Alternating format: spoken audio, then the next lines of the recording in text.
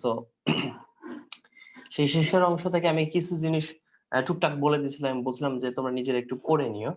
So এই আশা করি তোমরা নিশ্চয়ই পড়ছো বই থেকে।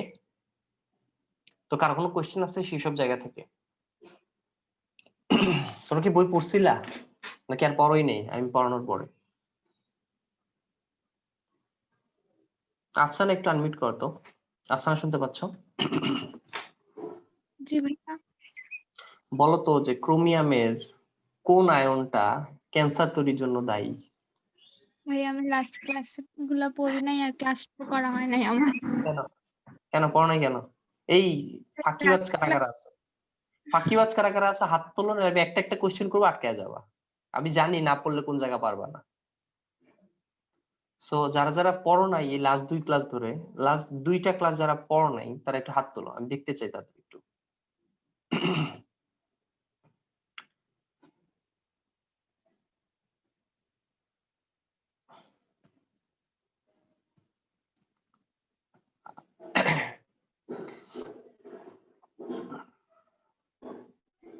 আচ্ছা, তান্নি, রিফাত, আফসানা, বুশরা, রানিকা, তোমরা পড়ো নাই তাই না? মানে বই খুলে আর দেখো নাই? পড়তে প্যারা লাগে নাকি? পড়তে প্যারা লাগে একজনের। আচ্ছা, পড়তে প্যারা লাগলেও তো পড়তে হবে রে ভাই, এটা কোনো কথা? দেখো পড়তে তো কষ্ট হবেই, মাঝে মধ্যে মজা পাও, মাঝে মধ্যে মজা না পাও। অনেকেই বলে যে পড়ার মধ্যে মজা খুঁজে নিতে, এখন তুমি মজা খুঁজে পাচ্ছ না, পড়বা কেমনে, তাই না? হ্যাঁ, অনেক টিচার অনেকেই বলে যে সাজেশন দেয়, আমিও মাঝে মধ্যে বলি পড়ার মধ্যে মজা খুঁজে নাও। যদি পড়ার মধ্যে মজা পাবা তখন পড়তে ভালো লাগে। আচ্ছা, মজা না পাইলে কি করবো? রাইট, কোনো মজাই খুঁজে পাচ্ছ না, এত খোঁজাখুঁজি করলা, বুঝছো? এই পেজ ওই পেজ খুঁজতেছো যে কোথায় মজা পাওয়া যায়, কোথাও মজা নেই। তাইলে কি করবা? তাহলে কি পড়বা না? মজা না পাইলে তো পড়তে হবে, কারণ এমন একটা স্টেজে আসছো এখানে তোমার কোনো অপশন নাই। তোমার কোনো অপশন নাই, তোমার কোনো রাস্তা নাই যে তোমার এই রাস্তা ভালো লাগতেছে না ওই রাস্তা দিয়ে যাই। পড়তে হবে, ভালো না লাগলেও পড়তে হবে, জোর করে পড়তে হবে। পড়ার মজা জোর করে নিয়ে আসতে হবে, বুঝো নাই? মানে পড়তে ইচ্ছে করতেছে না কিন্তু খাইতে ইচ্ছা করতেছে না, জোর করে খাচ্ছে, এরকম আর কি। জ্বর হইলে কি হয়? জ্বর হইলে খাওয়া দাওয়ায় রুচি থাকে না, কিন্তু জ্বরের মধ্যে বেশি খাইতে হবে না, শরীর দুর্বল হয়ে পড়বে। তার মানে কি, খাইতে ইচ্ছে করতেছে না তাও জোর করে খাইতে হবে। কিছু করার নাই, নাহলে তো জ্বর মানে দুর্বলতা তো কাটবে না, তাই না? তাহলে তুমি অসুস্থ অসুস্থই থাকবা। তো কাহিনী এইটাই, পড়তে যদি ভালো না লাগে তাও পড়তে হবে। আচ্ছা, আবিটা কিছু বলতে চাচ্ছ নাকি? হাত তুলে রাখছো। বলো, আনমিউট করে বলো।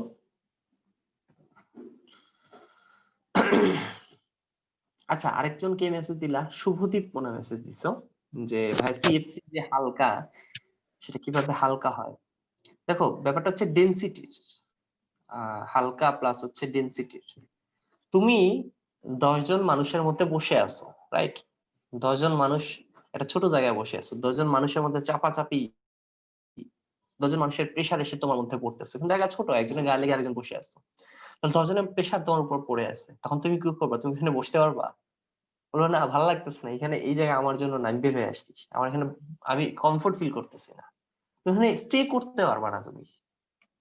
তাহলে এখানে হালকা বলতে আমি আসলে এখানে ডেনসিটি ওয়ার্ডটা ইউজ করা বেশি জরুরি ছিল, যে ডেনসিটি, সিএফসি গ্যাসের ডেনসিটি পরিবেশে থাকা অন্যান্য গ্যাসের তুলনায় অনেক কম। সো অনেক গ্যাস মিলে যখন সিএফসি গ্যাসকে প্রেসার দেয়, সে তখন ওইখানে স্টে করতে পারে না। সে তখন কোথায় যায়? যে জায়গায় তার ডেনসিটি বা গ্যাসের ডেনসিটি আরো কম, সেই জায়গায় চলে যেতে চায়। আমরা যখন অনেক ভিড় দেখি, হ্যাঁ, রাস্তায় জ্যাম দেখি, আমরা কি কি ট্রাই করি? যে রাস্তায় জ্যাম কম ওইদিকে যাওয়ার, ফ্রি থাকার চেষ্টা করি। ঠিক এই কাজটাই হয় সিএফসির ক্ষেত্রে।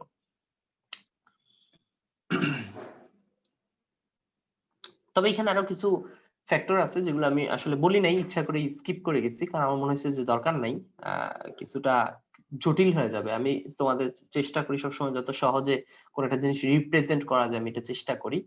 এবং যেটা দরকার নাই বাট জটিল, সেগুলো স্কিপ করি, বাট সহজ হইলে সেগুলো আমি মাঝে মধ্যে বলেও দিই। সো বন্ধনের কারণে ডাইরেক্টলি যে এরকম হয় ব্যাপারটা এরকমও না শুভদীপ। আহ এটা আমি আমি যেভাবে বলছি এইভাবে আপাতত মনে রাখো, আই থিঙ্ক দ্যাটস এনাফ তোমাদের জন্য। আসলে বইয়ে এর বেশি দরকার নাই আসলে। হ্যাঁ, সীমান্ত বলো।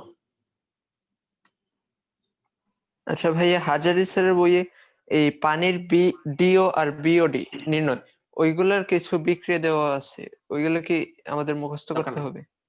দরকার নেই, কোনো দরকার নেই। ফর্মুলা কিছু ম্যাথও দেয়া আছে, কোনো দরকার নেই।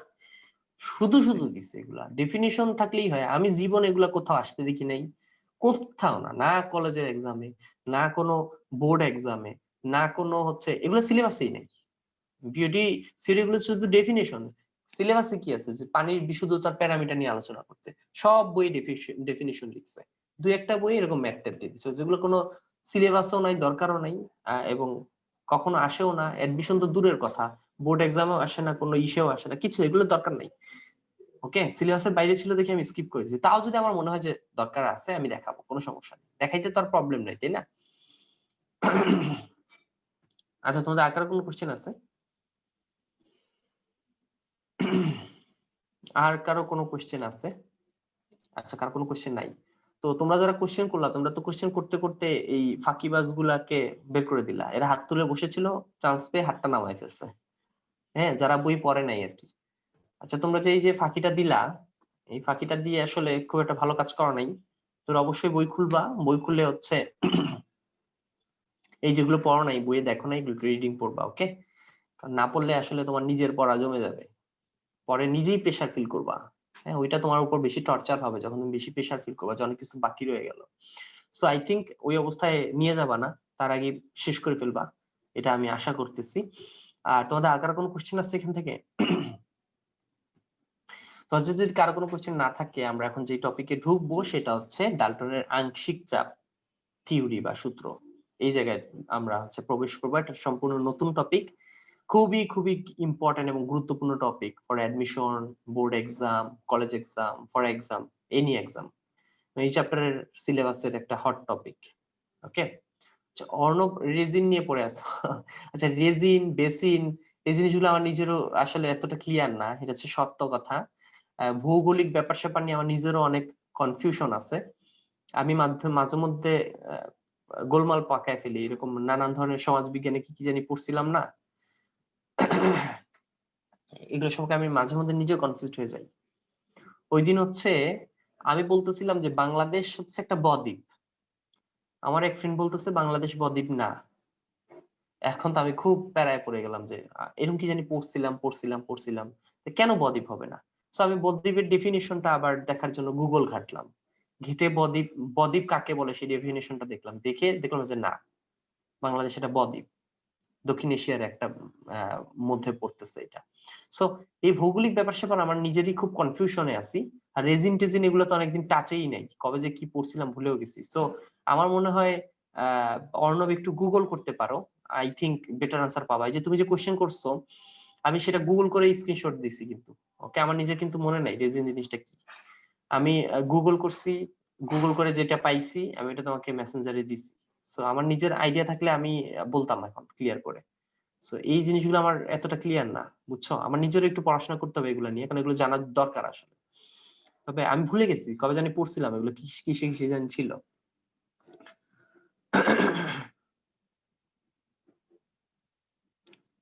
আচ্ছা, আনিকা কি বলছো ভাই? আমাকে একজন স্যার বলছিলেন যে স্কেট ফ্লিপকে ন বদ্বীপ বলে না নদ্বীপ বলে, বুঝলাম না তোমার এটা। তুমি একটু আনমিউট করে বলতে পারো, আমাদের সাথে শেয়ার করতে পারো, আমরা সবাই জানলাম, সমস্যা নাই তো। যদি আনমিউট করা যায় তাহলে আনমিউট করো, করে বলতে পারো। যাই হোক, প্রবাদ বলতেছো ভিডিও আটকে আসতেছে, ভিডিও কি আসলে আটকে আসতেছে? না। আসসালামু আলাইকুম ভাইয়া। আনিকা বলো। ওয়ালাইকুম সালাম। ভাইয়া আমাকে একজন স্যারের কাছে আমি জিজ্ঞেস করছিলাম যে বদ্বীপ কাকে বলে, তখন স্যার বলছিলেন যে ব আকারে যে দ্বীপগুলা ওইটাকে বলে হয় আর কি বদ্বীপ। আবার আরেকজন স্যার বলছেন যে যে দ্বীপের হচ্ছে 3 দিক দিয়ে স্থল আর একদিক দিয়ে হচ্ছে এটা জল, অ্যাকচুয়াল। তো হ্যাঁ, হ্যাঁ, সেকেন্ডটা তাই না ভাইয়া? সেকেন্ডটা ঠিক আছে। বিয়ের মতো দেখে এটা ফাউল। দ্বিতীয়টা ঠিক আছে, আমি গুগল করে এটাও পাই, আমিও এটাই পেয়েছিলাম। আমি যখন ওই দিন গুগল করলাম যে বদ্বীপটা পড়ছিলাম, আমারও এরকমই খেয়াল ছিল যে তিন দিকে স্থলভাগ আর একদিকে সাগর, এই টাইপের জিনিসকে বদ্বীপ বলে। এটা একুরেট ডেফিনেশন, এরকম আর নাই এই দক্ষিণ এশিয়া আর নাই। ওকে, ঠিক আর আছে ভাইয়া। চারোদিকে যদি পানি থাকে, চারদিকে যদি পানি থাকে কোন একটা কিছু, তখন এটাকে দ্বীপ বলা হয়, যেটা তোমরা সবাই অলরেডি জানো। আর সেই দ্বীপটাকে বদ্বীপ বলবো যদি 3 দিকে স্থলভূমি থাকে আর একদিকে শুধুমাত্র সাগর থাকে। ওকে, এটা ছিল বদ্বীপ। তো বাংলাদেশ একটা বদ্বীপ, বাংলাদেশের একটা দিকে শুধু সাগর। যাই হোক, এই টাইপের জিনিসগুলো ইন্টারেস্টিং, ওগুলো জানার কৌতূহল বা আগ্রহ থাকা ভালো। তো তোমরা মাঝে মধ্যে আটকায় গেলে গুগলে যাবা, খুব সুন্দর ডেফিনিশন পেয়ে যাবা, সবচেয়ে বেস্ট এবং স্মার্ট সলিউশন। আর সেখানে যদি আনসার না পাও, বিভিন্ন জায়গা থেকে, অন্য জায়গা থেকে, তোমরা অন্য সোর্স থেকে জানার চেষ্টা করবা। ওকে ওকে, তোমাদের আর কারো কোনো প্রবলেম আছে? আচ্ছা, যাই হোক, আদর্শ সরি আংশিক চাপ নিয়ে আমি কথা বলতেছিলাম, গ্যাসের আংশিক চাপ। তো ব্যাপারটা খুব সহজ, খুব সিম্পল। আমি একটু আমার ভাষায় বলি, তাহলে তোমাদের এক লাইনে বোঝা হয়ে যাবে যে আংশিক চাপ জিনিসটা কি। সেটা হচ্ছে, ধরো আমি একটা বেলুনের মধ্যে বেলুনকে ফুলাইলাম, এত বড় একটা বেলুন। সেই বেলুনের মধ্যে হচ্ছে ধরো আমি একাধিক গ্যাস রাখলাম, লাইক হাইড্রোজেন, নাইট্রোজেন আর হচ্ছে অক্সিজেন। ওকে ফাইন, তাহলে 3 ধরনের গ্যাসের একটা মিশ্রণ আমি এই পাত্রে রাখলাম, এবং ধরে নিচ্ছি এরা একজন আরেকজনের সাথে বিক্রিয়া করে না, মানে অক্সিজেন নাইট্রোজেনের সাথে, নাইট্রোজেন হাইড্রোজেনের সাথে বিক্রিয়া করে না। ওকে, এরকম রিঅ্যাকশনলেস কিছু গ্যাস নিয়ে আমি একটা মিশ্রণ তৈরি করলাম। এই মিশ্রণটা রাখলাম একটা বেলুনের মধ্যে, একটা পাত্রের মধ্যে, যে কোনো একটা কিছুর মধ্যে। আমি যে প্রেসারটা পাবো, চিন্তা করি প্রেসারটা আসলে কিসের প্রেসার? গ্যাস মিশ্রণের প্রেসার, রাইট? কারণ এখানে 3 ধরনের গ্যাস আছে। গ্যাস মিশ্রণের টোটাল প্রেসারটা আমি পাচ্ছি। এখন যে প্রেসারটা পাচ্ছি, এটা কি যেকোনো একটা গ্যাসের? না, 3টা গ্যাসের। হাইড্রোজেন একটা প্রেসার দিচ্ছে, অক্সিজেন একটা প্রেসার দিচ্ছে, নাইট্রোজেন একটা প্রেসার দিচ্ছে। 3টা গ্যাসের প্রেসার মিলে আমি একটা প্রেসার পাচ্ছি, এটাকে আমি বলতেছি টোটাল প্রেসার বা গ্যাস মিশ্রণের মোট প্রেসার, মোট চাপ। এখন আংশিক চাপ জিনিসটা কি? আংশিক চাপ হচ্ছে এই মোট চাপের মধ্যে যেই গ্যাসের যেই যে যতটুকু দিচ্ছে চাপ, সেটাই তার আংশিক চাপ। তো আংশিক চাপ হিসাব করা হয় কিভাবে? ধরো একটা 10 লিটারের পাত্রে এই গ্যাস মিশ্রণটা আছে, নাইট্রোজেন, হাইড্রোজেন আর অক্সিজেন। ওকে, কত লিটার পাত্র? 10 লিটার আয়তনের একটা পাত্র। এখন এই গ্যাস মিশ্রণ থেকে আমি নাইট্রোজেন আর হাইড্রোজেনকে বের করে নিয়ে আসলাম মিশ্রণ থেকে। তাহলে থাকবে কে? ওই 10 লিটার পাত্রে থাকবে কে? শুধু অক্সিজেন।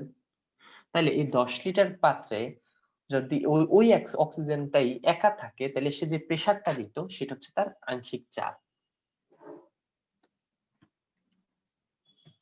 যারা বুঝুন আমি আবার বলতেছি, 3টা গ্যাসের মিশ্রণ 10 লিটারে ছিল, তখন যে প্রেসারটা পাচ্ছে যেটা হচ্ছে মোট চাপ। এই মোট চাপের মধ্যে ধরো তোমার মনে চাচ্ছে যে অক্সিজেনের আংশিক চাপটা বের করতে, তাহলে তুমি কি করবা? এই গ্যাস মিশ্রণ থেকে নাইট্রোজেন আর অক্সিজেনকে বের করে দিবা, থাকবে কে? নাইট্রোজেন আর হাইড্রোজেনকে বের করে দিবা, থাকবে কে? অক্সিজেন। এই অক্সিজেনটা ওইখানে যে প্রেসারটা দিবে পুরো পাত্রে, এখন তো সে একা মালিক, এই পুরো পাত্রের মালিক সে একা, 10 লিটার পাত্রের। তখন সে যে প্রেসারটা দিবে সেটা তার আংশিক প্রেসার। কোথায়? ওই গ্যাস মিশ্রণ। বুঝতে পারছো? আচ্ছা, এখন তোমাদের মধ্যে একটা কোশ্চেন আসতে পারে, ভাইয়া ধরেন আমার মনে চাচ্ছে যে নাইট্রোজেন, হাইড্রোজেন আর অক্সিজেন একসাথে আছে, তাদের মোট চাপ হচ্ছে কোন একটা কিছু। এখন আমার ইচ্ছা হচ্ছে যে এখানে অক্সিজেনের আংশিক চাপটা বের করতে, তাহলে কি আমাকে বাকি দুইটা বের করে দিতে হবে? আসলেই বের করে দিতে হবে আপনার কথা মতো? আসলে কি আমার নাইট্রোজেন আর হাইড্রোজেনকে বের করে দিতে হবে? এছাড়া কি বের করার উপায় নাই? অবশ্যই উপায় আছে। ম্যাথমেটিক্যালি সেগুলো আমরা দেখবো যে কিভাবে আমরা বের করে না দিয়েও দেখতে পারি যে সে একা এখানে কতটুকু প্রেসার প্রোভাইড করতেছে।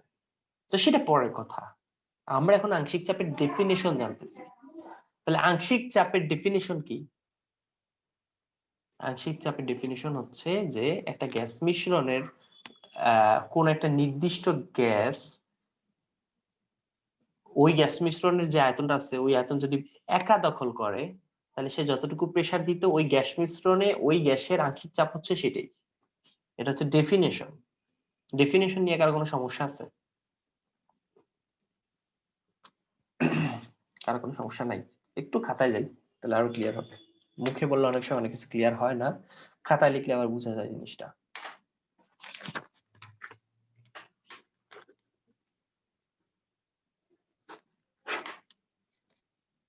ওকে ফাইন, যেটা বলতেছিলাম, ধরো এটা একটা পাত্র ছিল, পাত্রে হচ্ছে হাইড্রোজেন, অক্সিজেন আর নাইট্রোজেন আছে। ওকে, এরা সবাই মিলে একটা প্রেসার দিচ্ছিল, ধরো 3 অ্যাটমসফিয়ার প্রেসার দিচ্ছিল। ওকে, মানে এরা মিশ্রিত অবস্থায় আছে এবং এরা যে প্রেসারটা দিচ্ছে সেটা হচ্ছে 3 অ্যাটমসফিয়ার প্রেসার, অথবা এসআই এককে লিখলে অন্য কিছু হয়, এটা তোমরা জানো। যাই হোক, এখন এই গ্যাস মিশ্রণে ধরো নাইট্রোজেনের আংশিক চাপ তুমি বের করতে চাও, তাহলে আংশিক চাপের ইংলিশ হচ্ছে পার্শিয়াল প্রেসার, মনে থাকবে? পার্শিয়াল প্রেসার মানে আংশিক চাপ। তাহলে কার আংশিক চাপ বের করতে যাচ্ছি? নাইট্রোজেনের, তাহলে PN2 লিখলাম, শুধুমাত্র নাইট্রোজেনের প্রেসার। তাইলে আমরা যদি অক্সিজেনকে আর হাইড্রোজেনকে পাত্র থেকে কোনোভাবে বের করে দিতে পারি, তাহলে পাত্রে থাকবে কি? নাইট্রোজেন। নাইট্রোজেনের পুরো পাত্রে যে প্রেসারটা দিবে সেটা হচ্ছে নাইট্রোজেনের আংশিক চাপ। একইভাবে হাইড্রোজেনের আংশিক চাপ আছে PH2, একেবারে হচ্ছে এখানে PO2 আছে। ওকে, তাহলে এগুলো সব হচ্ছে আংশিক চাপ। তো মজার ব্যাপার হচ্ছে তুমি যদি যার যার আংশিক চাপ যোগ করে দাও, যেমন নাইট্রোজেনের আংশিক চাপের সাথে যদি তুমি হাইড্রোজেনের আংশিক চাপ যোগ করো, তার সাথে যদি অক্সিজেনের মানে আংশিক চাপ যোগ করো, মানে পার্শিয়াল প্রেসার আর কি, যদি যোগ করো, তাহলে তোমরা আসলে এই যেটা ছিল মোট প্রেসার পি, সেটা পেয়ে যাবে। তোমরা কি জিনিসটা বুঝতে পারছো? তার মানে যার যার আংশিক চাপ যদি আমরা যোগ করে দিতে পারি, তাহলে আমরা আবার সেই মোট চাপটা ফেরত পাবো। ওকে, তাহলে এইভাবে হচ্ছে আমরা মানে মোট চাপ বা আংশিক চাপ জিনিসটা ক্যালকুলেট করি। সো এবার একটু খেয়াল করো যে ধরো এই পাত্র থেকে অক্সিজেন আর হাইড্রোজেনকে বের করে দেওয়া হয়েছে। ওকে, তাহলে আমরা কি জানি? আদর্শ গ্যাসের ক্ষেত্রে পিভি সমান কি? এন আর টি, এটা আমরা জানি, তাই না? এটা কিন্তু আমরা জানি। তার মানে অবশ্য ফোকাসে প্রবলেম হচ্ছে। ফোকাস তো মোটামুটি ঠিক দেখাচ্ছে, সমস্যার কথা না। একটু ওয়েট করো, আশা করি ঠিক হয়ে যাবে আরো। তাহলে এইখান থেকে আমরা প্রেসার কি পাই দেখো তো, প্রেসারের ফর্মুলা কি পাই? প্রেসার পি সমান আমরা পাই হচ্ছে n R T by V, তাই তো? একটু চিন্তা করো যে মিশ্রণটা ছিল, আমি কি কখনো বলছি যে মিশ্রণে সমান সমান ছিল তিনটা, যে হাইড্রোজেনও যত মোল ছিল, অক্সিজেনও তত মোল আছে, নাইট্রোজেনও তত মোল? এটা কি বলছি? এটা কিন্তু কোনো শর্তে নাই। যেমন হাইড্রোজেন থাকতে পারে হচ্ছে N1 মোল, ধরো 5 মোল, অক্সিজেন থাকতে পারে হচ্ছে N2 মোল, আর নাইট্রোজেন থাকতে পারে N3 মোল। হইতে পারে এটা 2 মোল আছে হাইড্রোজেন, 10 মোল আছে অক্সিজেন, 50 মোল আছে নাইট্রোজেন, হইতেই পারে। মিশ্রণটা তো যে কোনো অবস্থায় থাকতে পারে, তাই না? তাহলে তাদের মোল সংখ্যাকে আমি N1, N2 আর N3 দিয়ে ধরলাম, ঠিক আছে? এখন আমি যদি একটু চিন্তা করো, পাত্র থেকে যদি কিক মেরে অক্সিজেন আর হাইড্রোজেনকে বের করে দিই, তাহলে থাকলোটা কে? শুধুমাত্র নাইট্রোজেন। কতটুকু আয়তন ধরলাম? পাত্র আয়তন ভি। এই পুরো আয়তন জুড়ে কে থাকবে? শুধু নাইট্রোজেন। তখন তার প্রেসারটা আমি বের করতে চাচ্ছি। তাহলে প্রেসার পি কার বের করতে চাচ্ছি? পি নাইট্রোজেনের, রাইট? পি নাইট্রোজেনের। তাহলে এই ফর্মুলাটা চেঞ্জ হয়ে কি হবে? নাইট্রোজেনের মোল সংখ্যা কত ছিল? N3। আর তো সবার জন্য সেম, এটা তো একটা ধ্রুবক, টেম্পারেচারও তো একটা ধ্রুবক, এই পাত্রটার একটা টেম্পারেচার ছিল, আয়তনটাও তো ধ্রুবক, পাত্রের একটা আয়তন ছিল। এবার ধরো নাইট্রোজেন আর অক্সিজেনকে বের করে দিলাম, আছে কি এবার? হাইড্রোজেন। এই হাইড্রোজেনের এই পুরো পাত্রে প্রেসারটা বের করতে চাচ্ছি, তাহলে কার? হাইড্রোজেনের। তাহলে হাইড্রোজেনের মোল সংখ্যা কত ছিল তোমরা জানো? N1। যখন শুধু হাইড্রোজেন থাকবে তখন কি আর এর মান চেঞ্জ হবে? আর এর মান চেঞ্জ হবে না, আর একটা ধ্রুবক। টেম্পারেচার কি চেঞ্জ হবে? হবে না, টেম্পারেচারটাও ধ্রুবক। আয়তন কি চেঞ্জ হবে? হবে না, একই পাত্র, পাত্রের আকার কমতেছে না, বাড়তেছে না। একইভাবে আমরা যদি এখন পি N2 O2 বের করি, তাহলে কি আসবে? N2RT divided by V, sorry V. Okay, তাহলে একটু চিন্তা করো যে আমি যার যার প্রেসার বের করে ফেলছি, তারা যখন একা একা পাত্রে থাকে তখন কাদের প্রেসার কত সেটা আমরা বের করে ফেলছি, তাই তো? আচ্ছা, একটু চিন্তা করো তো, এবার যদি আমি সবগুলো যোগ করে দিই তাহলে কি হয়? ধরো আমি পি হাইড্রোজেনের সাথে পি অক্সিজেন যোগ করতেছি, তার সাথে পি নাইট্রোজেন যোগ করতেছি, ঠিক আছে? যোগ করতেছি, হ্যাঁ। আচ্ছা, যোগ করলে তোমরা একটু দেখো তো, এখানে RT বাই ভি সবগুলোতে আছে না, মানে এইগুলো যোগ হয়ে যাবে না? তা RT বাই ভি কে কি আমি কমন নিতে পারি? তোমরা বলো তো। ভিতরে থাকবে কি? N1 plus N2 plus N3, তাই তো? নাকি এটা নিয়ে কার কোনো সমস্যা আছে? আচ্ছা, আই থিংক আর কোনো প্রবলেম নাই। এবার একটু চিন্তা করো, যখন এই পাত্রে একসাথে এরা ছিল, হাইড্রোজেন, অক্সিজেন, নাইট্রোজেন, পাত্রের আয়তন আমি বলছি ভি, তাই না? টেম্পারেচার একটা ছিল টি। ওকে, এই পাত্রে যখন তিনজন একসাথে অবস্থান করতেছিল তখন তো তাদের একটা প্রেসার আছে না? তখন তাদের প্রেসারকে ধরলাম আমি পি, মানে গ্যাস মিশ্রণের মোট যে প্রেসার পি। আচ্ছা, তামান্না বলতেছো যে আচ্ছা ঠিক আছে, তুমি দেখো যে নেট ঠিক হয় তাহলে আবার জয়েন দিও, নাহলে রেকর্ড হচ্ছে। হ্যাঁ রেকর্ড হচ্ছে, রেকর্ডটা আবার একটু দেখে নিও কষ্ট করে, ব্যাড লাগ তোমার। যাই হোক, দেখো একটা গ্যাস মিশ্রণে তিনটা গ্যাস আছে তাহলে, হ্যাঁ এখন এই তিনটা গ্যাস মিলে কিন্তু একটা প্রেসার আমাদেরকে দিচ্ছে, যেটাকে আমরা মোট চাপ বলি। কেন মোট চাপ? কারণ এখানে হাইড্রোজেনের চাপও আছে, অক্সিজেনের চাপও আছে, নাইট্রোজেন, পুরো মিশ্রণের মোট চাপ হচ্ছে পি। তাহলে দেখো তো, আমরা জানি পিভি সমান এনআরটি, ওই পাশে লিখে রাখছি, সেখান থেকে আমরা পি এর ফর্মুলা জানি হচ্ছে এনআরটি বাই ভি। আচ্ছা, এইটার ক্ষেত্রে এই প্রেসারটা যদি বের করতে চাই তাহলে পি সমান কি হবে? এন।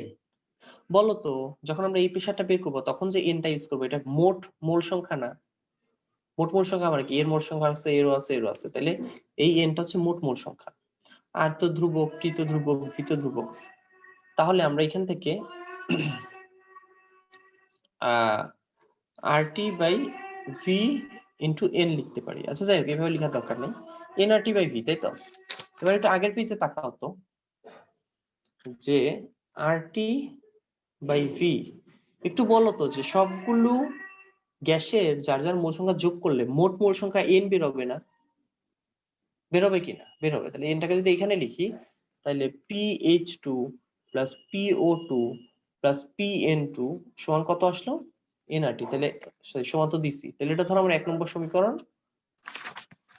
আর এটা হচ্ছে আমার 2 নম্বর সমীকরণ। এবার একটু ভালো করে তাকাও, 2 নম্বর সমীকরণের ডান পক্ষ আর 1 নম্বর সমীকরণের ডান পক্ষ সেম, তাহলে 1 আর 2 থেকে আমি কি লিখতে পারি? বাম পক্ষগুলো তাহলে সেম হবে, তাহলে 1 ও 2 থেকে আমরা কি লিখতে পারি? যে বাম পক্ষ সেম হবে, বাম পক্ষ মানে হচ্ছে পি সমান হবে, এই পাশে বাম পক্ষে কত ছিল? PH2 PO2 PN2, right? PH2 plus PO2 plus PN2, এইটা হচ্ছে ডালটনের আংশিক চাপ সূত্র।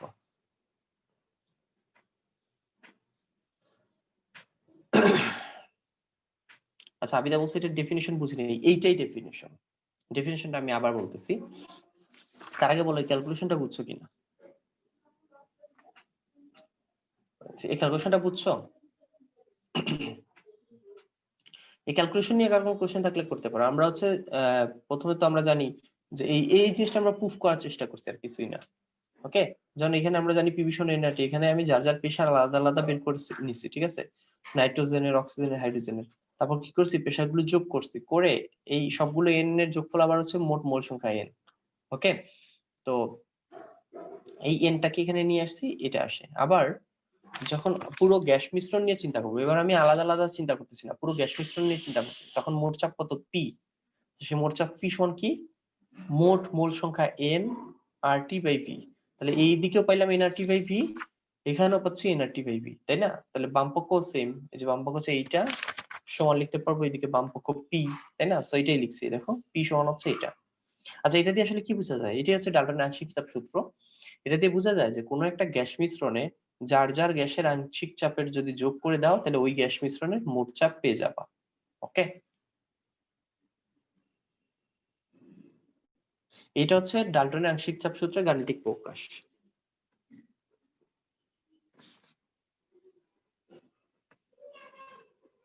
আংশিক চাপ সূত্র। আচ্ছা, একটু খেয়াল করো, এখন গ্যাসে হাইড্রোজেন, অক্সিজেন, নাইট্রোজেন থাকবে এমন তো কোনো কথা নাই। আমরা ধরে নিচ্ছি যে গ্যাস হচ্ছে যে কোনো গ্যাস হইতে পারে। প্রথম গ্যাসকে নাম দিলাম 1 নম্বর গ্যাস, প্লাস 2 নম্বর গ্যাস, প্লাস 3টা গ্যাস থাকবে এমন তো কোনো কথা নাই। আরো গ্যাস মিশ্রণে আরো গ্যাস থাকতে পারে, তাহলে এটাকে চেঞ্জ করে এইভাবে লেখা যায় নাকি? তাহলে এদের সবগুলো যোগফল হবে ওই গ্যাস পাত্রের মোট চাপ পি। ওকে,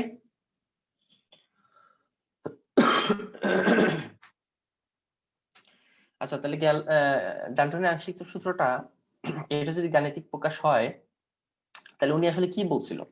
সো যারা এখনো বুঝো নাই যে ডাল্টন সাহেব কি বলছিল আমাদেরকে, তাদেরকে আমি আবার বলতেছি।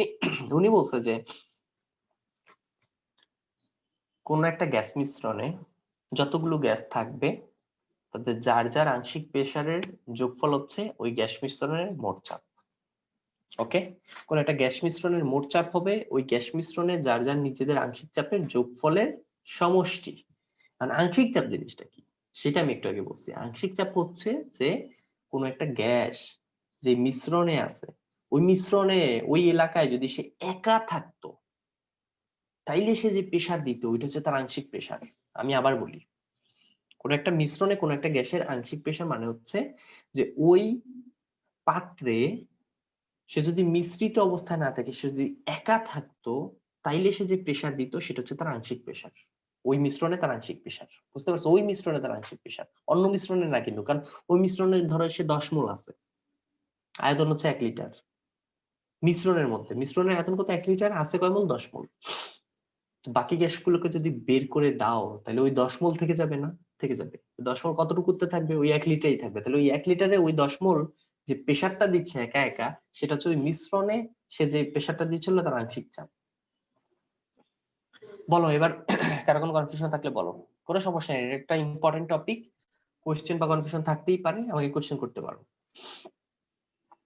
এই আংশিক চাপ জিনিসটা বুঝছো এবং ডাল্টনের সূত্রটা বুঝছো? না বুঝলে বলো, কোনো সমস্যা নেই। আর এই ম্যাথমেটিক্যাল এই ক্যালকুলেশনটা বুঝছো কিনা?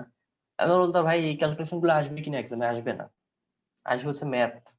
কিন্তু জানা জরুরি, মানে জেনে রাখা ভালো। ম্যাথ করতে আমাদেরকে হেল্প করবে এই জিনিসগুলা, কারণ ম্যাথ আমরা এই স্টাইলেই করবো। ওকে, সো অঙ্ক করার জন্য এগুলো জরুরি, আর কিছুই না। তোমরা যদি বলো ভাই এইভাবে ডেরিভেশন আসবে কিনা, খুব চান্স কম, নগণ্য। বাট এক্সামে যখন আমরা অঙ্ক করব, অঙ্ক করতে আবার এই ডেরিভেশনের এই কনসেপ্ট গুলো তখন আমাদের কাজে লাগবে। তোদের কারো কোনো কোশ্চেন আছে এই পর্যন্ত?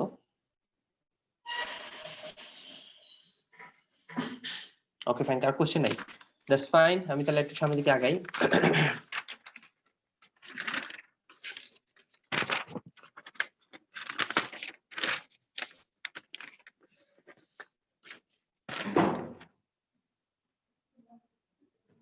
আচ্ছা, তো এবার একটু খেয়াল করো যে আমাদেরকে আরেকটা জিনিস জানতে হবে, সেটাকে বলা হয়েছে আংশিক ভগ্নাংশ। কোন একটা গ্যাসের আংশিক ভগ্নাংশ, এটাকে ইংলিশে বলা হচ্ছে মোলের আংশিক ভগ্নাংশ, মোলার ফ্র্যাকশন বলে এটাকে, মোলার ফ্র্যাকশন। আর জিনিসটা খুব ইন্টারেস্টিং।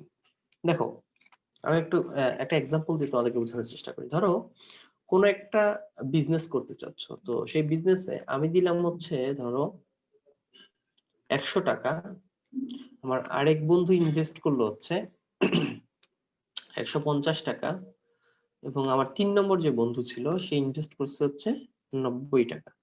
ওকে, তাহলে আমাদের মূলধন কত হইলো? মূলধন হয়েছে হচ্ছে 250 আর 90 হচ্ছে 340 টাকা। ওকে, এখন দেখো জিনিসটা সিম্পল, যেহেতু সবাই সেম পরিমাণ টাকা দেই নেই ব্যবসায়, যেহেতু সবাই সেম পরিমাণ টাকা দেই নেই, মূলধন যেহেতু সবার সেম না, তাহলে লাভটাও সেম হবে না। এটি স্বাভাবিক না? যে বেশি টাকা দিচ্ছে সে বেশি লাভ পাবে না। এখন কার ভাগে কত পার্সেন্ট লাভ গেল বা লাভের কত অংশ কে পাবে, এটা কিভাবে হিসাব করব? এটা হিসাব করার স্মার্ট হয়ে হচ্ছে আংশিক ভগ্নাংশ বের করা। কিভাবে? যে যে যত মূলধন দিছে সে তত লাভ পাবে। তাহলে এই 340 এর মধ্যে আমি কতটুকু দিছি? আমি দিচ্ছি হচ্ছে 100 ডিভাইডেড বাই 340, এই ফ্র্যাকশনটা আমি দিচ্ছি। তুমি যদি এটাকে 100 দিয়ে গুণ দিতে পারো তাইলে সেটা কি কিসে চলে যাবে? পার্সেন্টেজে চলে যাবে। আর 100 দিয়ে যদি গুণ না দাও, এটা জাস্ট একটা ফ্র্যাকশন আকারেই থাকবে।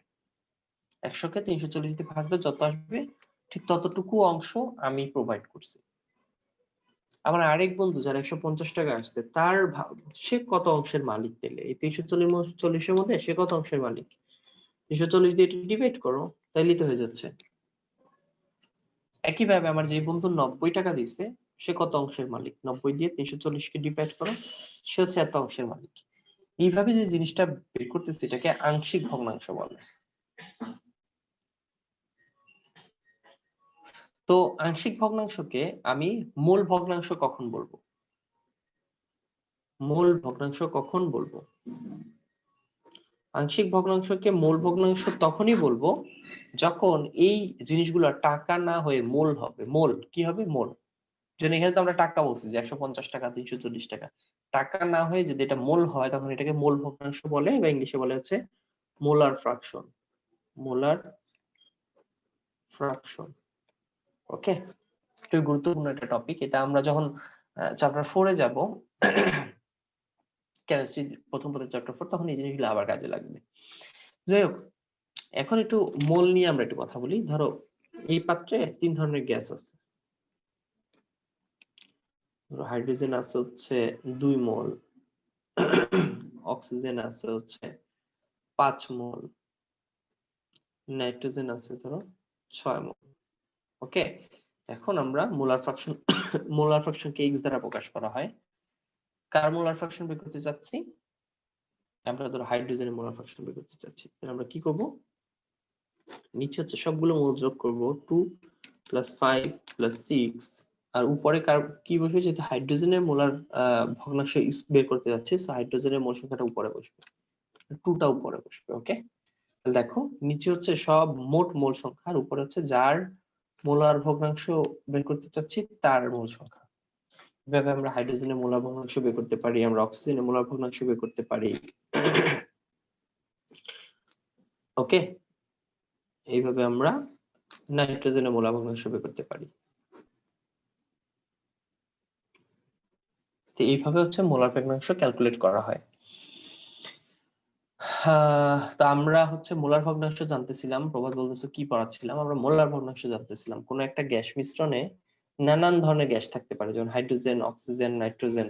ওকে, তো এই সবগুলো গ্যাসের মধ্যে কোন একটা গ্যাসের মোলার ভগ্নাংশকে আমরা x দ্বারা প্রকাশ করি। সো কোন একটা গ্যাসের মোলার ভগ্নাংশ হচ্ছে মোট মোলের মধ্যে তার কতটুকু শেয়ার আছে, মোট মোল কত?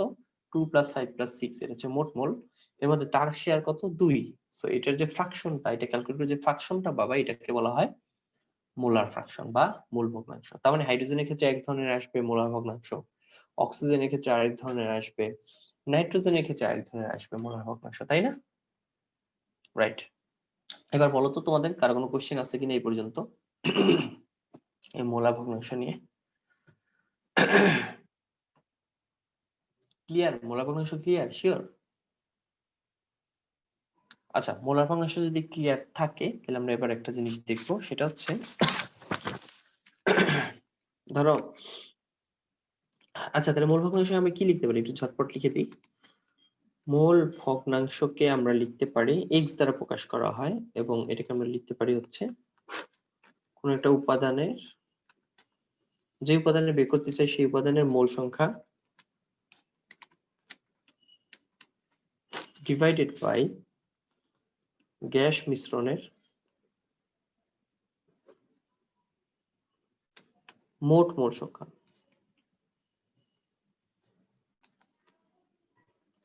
রাইট, এইভাবে বের করতে পারি যে কোনো একটা গ্যাসের মোল ভগ্নাংশ হচ্ছে ওই উপাদানের মোল সংখ্যা ডিভাইডেড বাই যে কোনো মানে টোটাল যে মিশ্রণ, সেখানে টোটাল যে মোল, সেই মোল সংখ্যা। ওকে, আচ্ছা এবার একটু চিন্তা করো তো, ধরো কোন একটা গ্যাস মিশ্রণে শুধু নাইট্রোজেন আর হাইড্রোজেন আছে। কি আছে? নাইট্রোজেন আর হাইড্রোজেন আছে, ঠিক আছে? এখন ধরো এখানে নাইট্রোজেনের মোল সংখ্যা হচ্ছে N1 আর হাইড্রোজেনের গ্যাস মোল সংখ্যা হচ্ছে N2। ওকে, এখন আমি যদি নাইট্রোজেনের মোল ভগ্নাংশ বের করি তাহলে কত আসবে বলতো? রিফাত বলতো, নাইট্রোজেনের যদি মোল ভগ্নাংশ বের করি তাহলে কত আসবে? রাইট, N1/N1 + N2, এক্স্যাক্টলি এটাই আসবে। আচ্ছা ফাইন, এবার একটু চিন্তা করো যে N1 + N2 কে আমরা কি লিখতে পারি? ভালো করে প্রশ্নের দিকে তাকায় বলো তো, N1 + N2 কে কি লিখতে পারি? কে বলতে পারবা? কথা মেসেজ দাও। n লিখতে পারি না? মোট মোল সংখ্যা, মোট মোল সংখ্যা n বলতে পারি, তাই না? কারণ এই পাশে আর কিছু নাই কি। রাইট, মোট মোল সংখ্যা শুভদীপ যেটা বলছে n, আমরা ধরে নিচ্ছি যে N1 + N2 হচ্ছে n, তাহলে N1/n। ওকে, ঠিক আছে, এ পর্যন্ত আশা করি কার কোনো সমস্যা নাই। আচ্ছা, এবার তোমাদের সেই ফর্মুলার কথা নিজেই মনে আছে যে পিভি সমান এনআরটি, রাইট? আদর্শ গ্যাসের সমীকরণ। এখান থেকে আমরা এন কি লিখতে পারি? এখান থেকে আমরা এন লিখতে পারি হচ্ছে পিভি বাই আরটি, তাই তো? এটা লিখতে পারি। আচ্ছা, এবার একটু চিন্তা করো যে যদি আমি N1 বের করতে চাই তাহলে N1 কার ছিল? নাইট্রোজেনের। তো তখন আমরা N1 এর জায়গায় কি লিখতে পারি? N1 এর জায়গায় যদি এটা লিখি তাহলে তখন প্রেসারটা হবে কার প্রেসার? নাইট্রোজেনের আংশিক চাপ। যখন নাইট্রোজেনের মোল সংখ্যা চিন্তা করবো তখন প্রেসারটা কার হবে? শুধু নাইট্রোজেনের প্রেসার। শুধু নাইট্রোজেনের প্রেসার মানে হচ্ছে নাইট্রোজেনের আংশিক চাপ। আর আয়তন তো আয়তন, পাত্র আয়তন ভি, আর তো আর, টি তো টি। আচ্ছা, এটা হচ্ছে এন এর বদলা লিখলাম, ডিভাইডেড বাই যখন মোট মোল নিব আমি এন, তখন চাপটা কি হবে? মোট চাপ পি, তখন মোট চাপ পি লিখলাম, আয়তন তো ভি আর টি। তাহলে দেখো ভি ভি কাটা, আর টি কাটা, তাহলে থাকলো কি P N two by P X N two সমান। তাহলে এখানে কি লিখতে পারি? সুতরাং partial pressure of nitrogen is equals to, এটাকে বলে পার্শিয়াল প্রেসার অফ নাইট্রোজেন, মানে নাইট্রোজেন আংশিক চাপ সমান, এটাকে এই পাশে নিয়ে এসো, এক্স এন টু ইন্টু মোট চাপ পি, এক্স ইন্টু মোট চাপ পি। এটা একটা বিশেষ সূত্র, এটা আমাদের কাজে লাগবে। তোমরা আবার জয়েন দাও, আমার এখানে লাস্ট মিনিট দেখাচ্ছে। সেম আইডি সেম পাসওয়ার্ড দিয়ে সবাই এখনই জয়েন করবো, ওকে? কেউ লেট করো না।